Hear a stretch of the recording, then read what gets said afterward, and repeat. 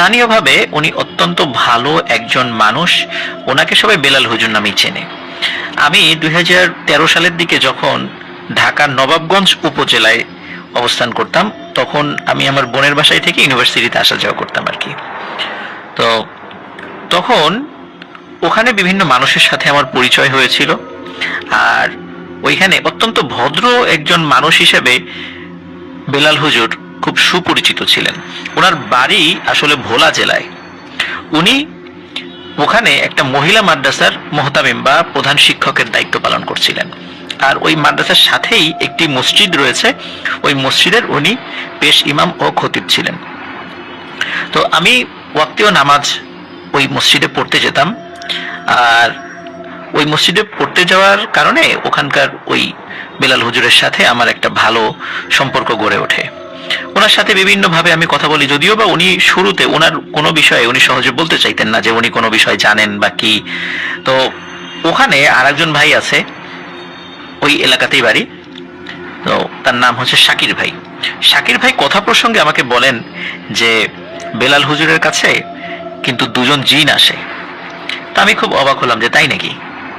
তো ওনার সাথে কথা প্রসঙ্গে জিজ্ঞেস করলাম, যদিও বা শুরুতে উনি কিছুতেই বলতে চাইতেন না, পরে অবশ্য আমার কাছে স্বীকার করেন যে হ্যাঁ। তো বিভিন্নভাবে আলোচনা। তখন আমি মানে কেবল ভূতে ফেমে যাওয়া শুরু করেছি এমন একটা সময় আর কি। 2013 সালে প্রথম একবার গিয়েছিলাম, তারপরে আবার গিয়েছিলাম এরপরের সময়টা আর কি। তখন মোটামুটি আর কি ভয়ের গল্পগুলো আমি সংগ্রহ করা শুরু করেছি। তো ওই সময় ওনাকে আমি জিজ্ঞাসা করি যে আপনার সাথে কোনো ভয়ঙ্কর ঘটনা ঘটেছে? তো উনি বলে যে অগণিত অগণিত এত ঘটনা ঘটেছে যে উনি আসলে বলে শেষ করতে পারবেন না। তো ওনার কাছ থেকে সংগ্রহিত কিছু ঘটনা, যেটা ওনার নিজের সাথে ঘটেছে, অন্যের সাথে না, উনি নিজে ফেস করেছেন, এমন কিছু ঘটনা আমাকে শেয়ার করেছিলেন যেগুলো আমি ভূতে ফেমে বলেছিলাম। এর মধ্যে ওনার কাছ থেকে সংগ্রহ করা প্রথম যে ঘটনাটি, এই ঘটনাটি এখন আপনাদের সাথে আমি শেয়ার করতে যাচ্ছি। তো ঘটনাটির সময়কাল ছিল 1991 বা 92 সালের দিকে। আপনারা জানেন বাংলাদেশের একমাত্র দ্বীপ জেলা, মানে যেই জেলাটা একটা দ্বীপ, সেটা হচ্ছে ভোলা। তো ভোলায় অসংখ্য দ্বীপ রয়েছে, যেমন চর আলেকজান্ডার, তারপর চর কুকরি মুকরি, এরকম অসংখ্য দ্বীপ রয়েছে, চর জব্বার। তো এর মধ্যে একটি দ্বীপ হচ্ছে চর জব্বার। তো ওই চর জব্বারে উনি ওনার এক আত্মীয়ের বাড়িতে বিয়ের দাওয়াত খেতে গিয়েছিলেন। তো তখনও উনি বিয়ে শাদী করেননি। তো ওই চর জব্বারে উনি বিয়ের অনুষ্ঠান থেকে ফিরছিলেন। আসলে ওই আত্মীয়টা এতটা ক্লোজ আত্মীয় ছিল না যে ওখানে রাতের বেলা থাকবেন, মানে আত্মীয় জাস্ট কিছুটা দুঃসম্পর্কের এমনটা আর কি, যে দাওয়াত খেয়ে ওখান থেকে চলে আসবেন। রাতে থাকার মতো ওনার আসলে কোনো রকমের কোনো আয়োজন সেখানে ছিল না। তো উনি ওরকম প্রস্তুতি নিয়ে যাননি, আর ওনার সেটা ইন্টেনশনও ছিল না যে রাত্রে সেখানে অবস্থান করবেন। আর বিয়ে বাড়িতে তো এমনি বিভিন্ন ঝামেলা, এই কারণে উনি চিন্তা করেছিলেন যে উনি দাওয়াত খেয়ে চলে আসবেন। কিন্তু দেখা গেল যে ওই মেয়ে পক্ষ, তো মানে মেয়ে পক্ষের আত্মীয় উনি, এখন জামাই আসতে অনেক দেরি করেছিল, বিভিন্ন কারণে পথে দেরি হয়ে যায়। এই কারণে বিয়ে শেষ হতে হতে বেশ অনেক সময় লেগে যায়, এবং বিয়ে শেষ হওয়ার পর কন্যাকে বিদায় দিতে দিতে অনেক দেরি হয়ে যায়। তো উনি রাতের বেলা খাবার খেয়ে উনি চলে আসবেন আর কি, দুপুরের খাবার খাওয়ার পর রাতের বেলা খাবার খেয়ে চলে আসবেন। তো এখন দেখা যাচ্ছে যে যে সমস্ত আত্মীয়রা এসেছেন তারা মোটামুটি ওখানে থাকার নিয়েতেই এসেছেন, আর যারা একটু আশেপাশে বাড়ি ছিল সবাই চলে গেছেন। এখন উনি একা মানুষ। যদিও বা কোনো কোনো আত্মীয় ওনাকে বলেছিল রাত্রে থাকার কথা, কিন্তু উনি রাজি হননি। উনি বললেন যে আমি চলে যেতে পারবো। আর ওখান থেকে ওনার যেই জায়গা, ওনার যে গন্তব্য, প্রায় 5-6 কিলোমিটার পায়ে হাঁটা পথ আর কি। সুতরাং উনি অনায়াসেই এইটাই, এতটুকু দূরত্ব, উনি এর থেকেও আরো বেশি দূরত্ব পায়ে হেঁটে অতিক্রম করেন, এইটা নিয়ে ওনার কোনো সমস্যা ছিল না। তো যাই হোক, তো উনি ওখান থেকে বিদায় নিয়ে চলে আসেন। ওই সময় ছিল বৈশাখ মাস, যে কোনো সময় কাল বৈশাখী ঝড় শুরু হয়ে যেতে পারে। তো উনি যখন রওনা দেন তখন আকাশের অবস্থাটা অতটা ভালো ছিল না। এর মধ্যে হাঁটতে হাঁটতে উনি একটা জায়গায় এসে পৌঁছান, এমন একটি জায়গায় এসে পৌঁছান যেটা সম্পর্কে উনি আগে থেকে জানতেন যে এই জায়গাটা অনেক ভয়ানক। কিন্তু রাতের বেলা যে এই জায়গা দিয়ে ওনাকে একা একা পার হতে হবে, এটি আসলে ওনার কল্পনাতেও ছিল না, এবং উনি ভুলে গিয়েছিলেন যখন ওই আত্মীয় বাড়ি থেকে বের হচ্ছিলেন। তো উনি যখন ওই ভয়ানক জায়গাটাতে আসেন, অবশ্য এই জায়গা সম্পর্কে প্রিয় লিসেনার্স আপনাদেরকে কিছুটা বলে নেই। সেটা হচ্ছে যে এই জায়গাটি বহু আগে, বলা হয় এখানে বহু আগে একটি শ্মশান ছিল। পরবর্তীতে বিভিন্ন সময় কালের বিবর্তনে সেটা পরিত্যক্ত হয়ে গেছে, সেখানে ওই জায়গা বিক্রি হয়ে গেছে, বহু হাত ঘুরে সেটা বিভিন্ন পর্যায়ে এসেছে। পরবর্তীতে যাদের কাছে আছে তারাও এখানে কোনো ঘর বাড়ি করেননি, সেখানে বড় বড় জঙ্গল, মানে গাছের জঙ্গল হয়ে গেছে আর কি। তো বিভিন্ন কারণে মানুষ ওই জায়গাটাতে ভয় পেত, অনেকেই ভয় পেয়ে নাকি মারাও গিয়েছে। তো এই সমস্ত কারণে মানুষ সচরাচর আসলে সন্ধ্যা বা রাতের বেলা ওখানে যেত না। আর আশপাশ দিয়ে যদিও কিছুটা বসতি গড়ে উঠছিল ওই সময়টাতে, এখন ওই জায়গাটা ভয় হওয়ার কারণে ওই মানুষ রাতের বেলা বা সন্ধ্যার পরে যেহেতু ঢুকতো না, তো সবাই চিন্তা করলো যে যেহেতু এই জায়গাটাতে অনেকেই ভয় পায়, আর যার জায়গা আর কি, যিনি ব্যক্তি, তো উনি সিদ্ধান্ত দিলেন একটা কাজ করি, যেহেতু বহু আগে এখানে শ্মশান ছিলই, তো এখন তো আর তারা কেউই নাই বা এটার কোনো অস্তিত্বও নেই, যেহেতু জায়গাটা আমি কিনেছি তাও সেটা বহু বছর হয়ে গেছে, তো এই জায়গাটাতে একটা মসজিদ তৈরি করে দেই। তাহলে এই যে মানুষ ভয় পায়, আশেপাশে লোকজন এখানে আসতে সাহস করে না, হয়তোবা যেহেতু 5 ওয়াক্ত নামাজে 5বার আজান দেওয়া হবে, তো এই সমস্ত কারণে হয়তোবা এই জায়গার যে হন্টেড যে দুর্নামটা রয়েছে এটা হয়তোবা চলে যেতে পারে। এই চিন্তা করে ওখানে একটি ছোট মসজিদ দেওয়া হয়, টিনের মসজিদ, মানে টিনের ঘর, আর মাটি, মানে ওইটার যে ফ্লোর এটা ছিল মাটির ফ্লোর আর কি, মানে মাটির আমরা যেটাকে ডোয়া বলি গ্রামে আর কি, যে মাটির ফ্লোর আর কি। আর চারদিকে টিন, মসজিদের চালাওটাও টিন, মানে মসজিদের ছাদটাও টিনের আর কি। তো এই মসজিদে উনি এর আগেও নামাজ পড়েছেন এবং মসজিদের ইমাম সাহেবকেও বেলাল হুজুর চেনেন। তো এটা উনি জানেন যে এই ইমাম সাহেব আসরের নামাজ পড়তে আসেন ওনার 2 ছেলেকে নিয়ে, তারপরে মাগরিবের নামাজ পড়েন এবং এশা পর্যন্ত অপেক্ষা করেন ওনার 2 ছেলেকে ওই মসজিদের মধ্যেই আরবি পড়ান উনি, এবং এশার নামাজ উনি জামাতের সাথে আদায় করে এবং নামাজ পড়িয়ে আবার উনি চলে যান। ওনার সাথে একটি হারিকেন থাকে, ওই হারিকেন নিয়ে আবার 2 ছেলেকে নিয়ে চলে, আর ফজরের সময় আসেন। ফজরের সময় যখন আসেন তখনও ওনার 2 ছেলেকে সাথে নিয়ে আসেন, 1 ছেলেকে সাথে নিয়ে আসেন না, 2 ছেলেকে সাথে নিয়ে আসেন, এটা উনি জানতেন। তো উনি এই জায়গাটা যেহেতু ঢুকে গেছেন, উনি ভয় পাচ্ছিলেন, মনে মনে দোয়া দরুদ পড়ছিলেন এবং দ্রুত পায়ে হেঁটে ওই জায়গাটা অতিক্রম করার চেষ্টা করছিলেন। এর মধ্যে কি হয়ে যায়, কালবৈশাখী ঝড় শুরু হয়ে যায়, এমন ঝড়, তো উনি চিন্তা করছেন এখনই কোনো গাছপালা ভেঙে ওনার হয়তোবা ঘাড়ের উপর পড়বে আর কি। তো উনি দ্রুত, ওনার হাতে কিন্তু টর্চ লাইট ছিল না, উনি বিজলি চমকানোর আলো যতটুকু দেখেন উনি মসজিদ দেখতে পাচ্ছিলেন, উনি দ্রুত ওই মসজিদের কাছে চলে যান এবং মসজিদটা তালা মারা ছিল না, জাস্ট খালি দরজার উপরে শেকল লাগানো ছিল, শেকল খুলে ভিতরে ঢুকে পড়েন।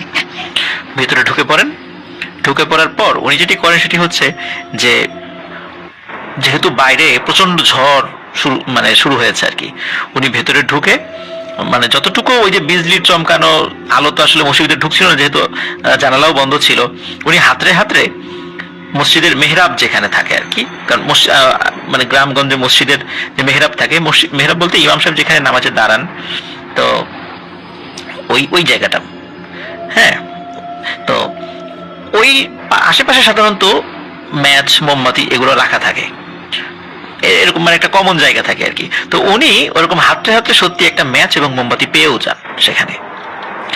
তো উনি সেই ম্যাচ দিয়ে মোমবাতিটি ধরানোর পরে এদিকে বাইরে তো প্রচন্ড ঝড়, এবং ঝড় কিছু সময় পরে শেষ হয়ে গেল, বৃষ্টি শুরু হয়। তো উনি চিন্তা করলেন যে কি করি, তো মসজিদের একটা তাকের উপরে কোরআন শরীফ রাখা ছিল, উনি সেই কোরআন শরীফ পড়া শুরু করেছেন। তো পড়ছেন, একটা সময় কি হলো, বৃষ্টি শেষ হয়ে গেল, একদম সবকিছু স্বাভাবিক, আর বৃষ্টিও নেই, ঝড়ও নেই। উনি চিন্তা করলেন তাহলে এখন বাইরে বের হওয়া যাক, উনি এই চিন্তা করছেন। তো এদিকে কি হয়েছে যে দীর্ঘ সময় ধরে ওই বসে থাকতে ওই যে একটু চিকন যে মোমবাতিটি ছিল, এই মোমবাতিও মানে শেষ হয়ে গিয়েছিল, তো যার কারণে উনি আর কোরআন শরীফও পড়তে পারছিলেন না। তো উনি যখন কোরআন শরীফ পড়া মূলত থামিয়ে দিয়েছিলেন, এরপরেই মানে আলো যখন নিভে গিয়েছিল, এরপরেই উনি চিন্তা করলেন যে তাহলে চলে যাই, এখন আর থেকে দরকার নেই, চলে যাই। তো উনি বাইরে বের হবেন, হঠাৎ করে উনি এক ধরনের থপ থপ থপ থপ শব্দ শুনতে পান। কাদার মধ্যে যদি কেউ পায়ে হেঁটে বেড়ায়, খালি পায়ে হেঁটে বেড়ায়, এক ধরনের শব্দ হয়, ওরকম শব্দ। তো উনি কিন্তু জানতেন যে এত রাত্রে কিন্তু এখানে কোনো মানুষ আসার কথা নয় এরকম ঝড়ের মধ্যে। তো এই কারণে উনি ভাবলেন যে কি ব্যাপার, কে এখানে। উনি আবার এটাও ভেবেছিলেন যে আশেপাশে কি আম গাছ আছে কিনা, কারণ হয়তোবা গাছ থেকে আম পড়তে পারে, আম ঝড়ের পরে আম কুড়ানোর জন্য কেউ হয়তোবা গ্রামের লোক আসতেও পারে। কিন্তু উনি ভাবলেন যে এমন ভয়ঙ্কর জায়গা যেখানে খোদ ইমাম সাহেব তার 2 ছেলেকে নিয়ে আসে, এই রাতের বেলা এখানে আম কুড়োতে আসার সাহস যে কেউ করবে না এটা নিশ্চিত।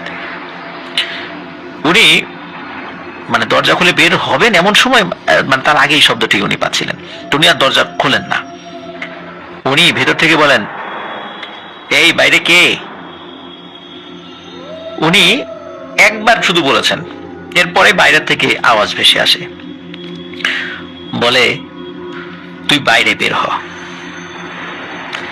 হঠাৎ করে এরকম একটা অপরিচিত লোক তার সাথে তুই তুকারি করে ওঠে, এই বিষয়টা ওনার ভালো লাগে না এবং উনি সন্দেহ করে কি ব্যাপার, এইভাবে তো কেউ কারো সম্বোধন করে না, তো এটা নিশ্চয়ই স্বাভাবিক কিছু নয়। উনি আর দরজা খোলেন না, উনি আবার মসজিদের মধ্যে ঢুকে পড়েন। এখন সমস্যা হলো যে মসজিদের মোমবাতি তো নিভে গেছে, ওই একটা মোমই ছিল। এখন উনি সাহস করে, মানে যেহেতু ম্যাচের মধ্যে কিছু কিছু কাঠি ছিল, ওই কাঠিটা বারবার জ্বালাচ্ছিলেন, কিন্তু কাঠি কিন্তু একটা সময় শেষ হয়ে যায়, আর কতক্ষণ জ্বলবে। মসজিদের মধ্যে ঘুটঘুটে অন্ধকার হয়ে যায়। আগে তো বিজলি চমকাচ্ছিল, ওই বিজলির আলো মসজিদের ওই বেড়া এবং ওই উপরের টিনের ছাদের মাঝখানে যে ফাঁকা জায়গা থাকে সেখান দিয়ে কিছুটা বিজলির আলোর কারণে মসজিদের মধ্যে কিছুটা আলোকিত হচ্ছিল। এখন যেহেতু বৃষ্টিও নাই, ঝড়ও নাই, চারদিকে ঘুটঘুটে অন্ধকার হয়ে যায়। এই কারণে সে কিছুই দেখতে পাচ্ছিল না। যখনই ওই ম্যাচের কাঠির আলো নিভে যাচ্ছিল, সাথে সাথে অন্ধকার। আর উনি ফিল করছিলেন যে ওই যে যেই বাইরে থপথপ করে হেঁটে বেড়াচ্ছিল কেউ একজন, সে আস্তে আস্তে মসজিদের চারদিকে হেঁটে বেড়াচ্ছে। একটা সময় মসজিদের দরজা সামনে দিয়ে হাঁটে, হাঁটতে হাঁটতে আবার জানালার পাশে যায়, জানালার পাশ দিয়ে আবার মসজিদের সামনের দিকে, মানে সামনের দিকে চলে আসে। কেমন সামনের দিকে আসতে আসতে আবার আর এক পাশে জানালার কাছে চলে আসে। এইভাবে চারদিকে ঘুরছে এবং মাঝে মাঝে বলছে, বাইরে আয়, তাড়াতাড়ি বাইরে আয়। তো উনি তো বুঝতে পেরেছে যে এইবার বাইরে বের হলে ওনার জীবিত থাকার কোনো সম্ভাবনা নেই। উনি তো কোরআনে হাফেজ, উনি জোরে জোরে দোয়া দুরুদ পড়ছেন এবং পবিত্র কোরআন তেলাওয়াত করছেন। তো কিছুক্ষণ পর দেখলেন যে ওই, বা শুনলেন যে ওই নাই, ওই শব্দটা নাই। কিন্তু এবার মনে হচ্ছে বাইরে অনেকেই আছে, শব্দ না থাকলেও মনে হচ্ছে অনেকেই আছে, কিন্তু এটা কোনো মানুষের শব্দ না। বড় মানে সিংহ, বাঘ, ভল্লুক যেরকম গর্জন করলে যেরকম শব্দ শোনা যায়, ওই রকম মনে হচ্ছে বাইরে হিংস্র জন্তু জানোয়ার অপেক্ষা করছে, তাকে খেয়ে ফেলবে বের হওয়ার সাথে সাথে। এরকম চললো বেশ খানিকক্ষণ।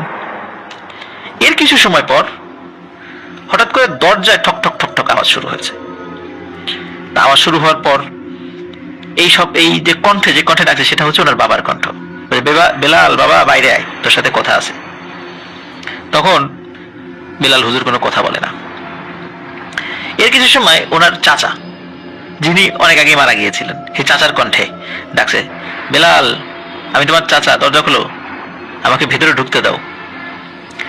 কিন্তু বেলাল হুজুর কিন্তু জানতেন যে আমার বাবাও জীবিত নেই, আমার চাচাও জীবিত নেই। এরা তাদের কণ্ঠস্বর নকল করে, মায়াজালে আবদ্ধ করে আমাকে ক্ষতি করার জন্য এখানে এসেছে।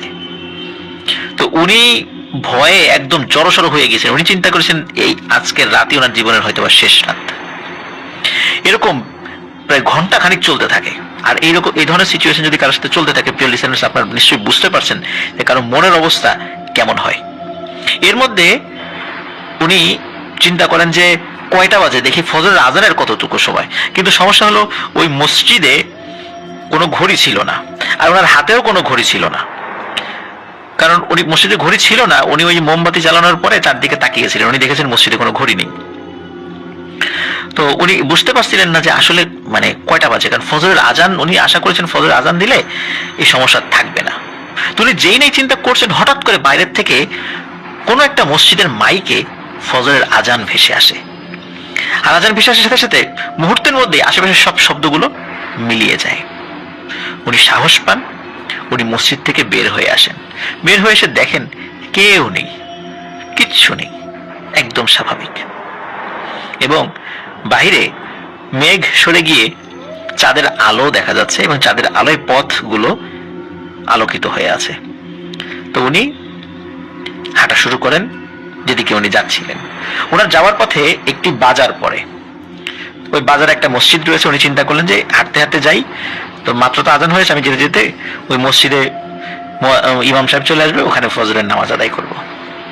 উনি হাঁটছেন, হাঁটতে হাঁটতে যখন জঙ্গলটা মানে তখনও পার হননি, মানে মসজিদটা পার হয়েছেন, হঠাৎ করে দেখেন ওনার 30-40 হাতের সামনে একটা সাদা জুব্বা পরা মানুষ হেঁটে যাচ্ছে, পেছনটা দেখা যাচ্ছে জাস্ট। তো উনি চিন্তা করেন যে ইনি নিশ্চয়ই নামাজ পড়ার জন্য যাচ্ছেন। তো উনি পেছন থেকে সালাম দেন আসসালামু আলাইকুম বলে, কিন্তু সে সালামের কোনো উত্তর নেয় না। তো উনি বলছেন যে জনাব আপনি একটু দাঁড়ান, আপনার সাথে একটু হেঁটে যাই, আপনার সাথে কথা বলি। কিন্তু ওই ব্যক্তি কোনো উত্তরও দেয় না, কোনো কথাও বলে না, সোজা হেঁটে যাচ্ছে। তো বিলাল হুজুর চিন্তা করলেন যে এই জঙ্গলের মধ্যে যেহেতু একটা মাত্র মানুষকে পেয়েছি, আর ফজরের আজান যেহেতু হয়ে গেছে, এখন তো কোনো জিন ভূত আমার কাছে আসবে না, সুতরাং এই মানুষই হবেন, সুতরাং এনার সাথেই হেঁটে যাই, এই চিন্তা করে ওনার সাথে হেঁটে যাওয়ার চেষ্টা করছেন। কিন্তু এত চেষ্টা করছেন ওনার সাথে লেগে থাকার জন্য বা ওনার কাছে যাওয়ার জন্য, উনি এক কদম আগান তো মনে হয় যে উনি আর সামনের জন্য আরো 5-6 কদম সামনে চলে যান, এরকমটা মনে হয়। আর উনি যখন ওনার পেছন পেছন হাঁটছিলেন, আর বেলাল হুজুরের মনে হচ্ছিল আশেপাশে যে গাছগুলো আছে, বড় গাছ, এই গাছের উপর বানর বা শিম্পাঞ্জি টাইপের কিছু লাফ দিয়ে এক গাছ থেকে আরেক গাছে যাচ্ছে, মানে এরকম মনে হচ্ছে, এরকম একটা না অনেক। তো এইভাবে উনি মানে চলতে থাকে। তখন বিলাল হুজুর ভয় পান যে কি ব্যাপার, ফজরের আজান হয়ে গেছে, এরকম জিনিস তো আমার সাথে হওয়ার কথা না, বা এরকম জিনিস লাফালাফি করার কথা না, এই জঙ্গলে কোনো এরকম বড় ধরনের কোনো বানর বা শিম্পাঞ্জি তো থাকারও কথা নয়, তাহলে কি হচ্ছে আমার সাথে, আর ইনার আমি এত জোরে হেঁটে ওনার ধরতে পারছি না কেন। তো এর মধ্যে কি হয়, হঠাৎ করে ওই ব্যক্তিটি মানে যেদিকে যাচ্ছিলেন বিলাল হুজুর ওই দিকেই যাচ্ছিলেন, মানে চিন্তা করছে এই লোকের পিছু ছাড়া যাবে না, নাহলে আমার বিপদ হবে, এই চিন্তা করে ওনার পিছু। তখন দেখে বিলাল হুজুর দেখে যে ওই লোকটি জঙ্গল থেকে বের হয়ে পাশে থাকা ক্ষেতের মধ্যে ঢুকে গেছে। তো বিলাল হুজুর হাফ ছেড়ে বাঁচলেন যে যাক অন্তত জঙ্গল থেকে বের হয়েছে, কিন্তু রাস্তা বাদ দিয়ে ক্ষেতের মধ্যে দিয়ে ওই লোকটা হেঁটে যাচ্ছেন। তো উনি আর 7-5 ভাবেন না, উনি তার পেছন দিয়ে হাঁটছেন, হাঁটতে হাঁটতে হাঁটতে যাচ্ছেন। দেখলেন বিলাল হুজুর খেয়াল করে রাস্তা দিয়ে গেলে ওই বাজারে যেতে যে সময়টা লাগে, ক্ষেতের মধ্যে দিয়ে গেলে তার থেকে কম সময় লাগে। উনি চিন্তা করেন ওই লোকটা হয়তো বা এই কারণেই ক্ষেতের মধ্যে দিয়ে যাচ্ছেন। বিলাল হুজুর দূরে মানে যেখানে ওই বাজারটা রয়েছে, বাজারের যে দোকানগুলো বন্ধ রয়েছে ঝাপ লাগানো আর কি, তো বাজারের ওই দোকানের বাইরে কিছু কিছু আগে যে হলুদ বাল্বগুলো জ্বলতো না, এখন তো আমরা এনার্জি বাল্বগুলো লাগাই, সেই হলুদ বাল্বগুলো কিছু কিছু দোকান জ্বলছে, আলো দেখা যাচ্ছে দূর থেকে। তো উনি পেছন থেকে তাকে কিন্তু ডেকেই যাচ্ছেন, জনাব দাঁড়ান দাঁড়ান, আপনার সাথে কথা আছে, দাঁড়ান।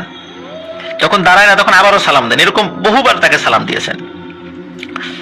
তো যখন ওই বাজারের কাছাকাছি চলে এসেছে ওই লোকটি, এবং বেলাল হুজুর তার থেকে কিন্তু 20-30 হাত দূরে, ওই সময় ওই লোকটি বেলাল হুজুরের দিকে ঘুরে তাকান।